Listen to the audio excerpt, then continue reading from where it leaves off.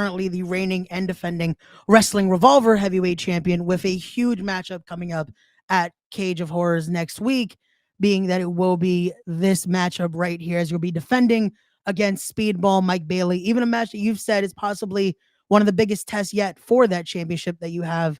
Can you talk us through a little bit about that and what this match means here with Speedball? Oh man, I think Speedball's just I can't put into words how highly I value him and how much respect I have for the guy. Being a part of Revolver is incredible in its own right, and the trust that's been put in me to have all these title shots and carry these titles, as I have for a couple years now, has been something that I don't take lightly. It's a very, very special company. It very much reminds me of like this generation's ECW in many ways.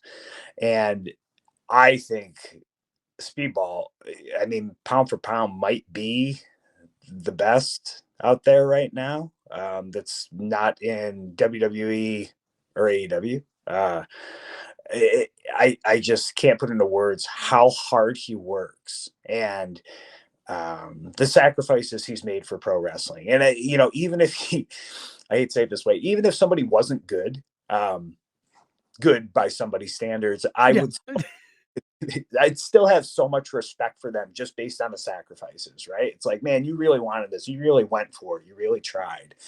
And the fact that he's just as skilled as he is and humble about it and open to learning more is just why he's what he is. A few years ago, we had a match for Impact, now TNA. And it was right when I came back to the company. It was WrestleMania weekend, and I think they really just kind of needed an opponent for him. So they brought me in last minute, and I hadn't signed a contract with them. I was still working 40 hours a week in PT and doing all these indies all over the place. And we had what I felt was a really awesome match. And afterwards, I always look to the generations before me for feedback and advice, right? Because honestly, it's cool. Like, it's cool for me to have these guys that I grew up watching give me their thoughts on things. And Tommy Dreamer and D'Lo Brown were backstage and really, really enjoyed what we had done. And I remember Tommy looking at both of us and saying, "You are the older version of him," and looking at Speedball and saying, "You will become him.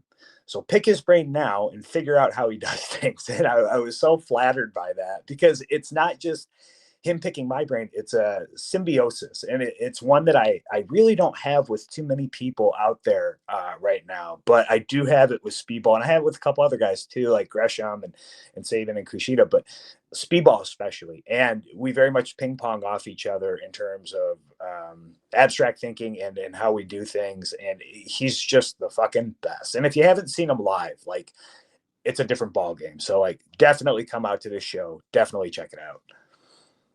There you go. Definitely. Again, that will be next Saturday. Ladies and gentlemen, check it out. It will be Cage of Horrors, a stacked event. It's shaping up to be one of the biggest and craziest Revolver events yet.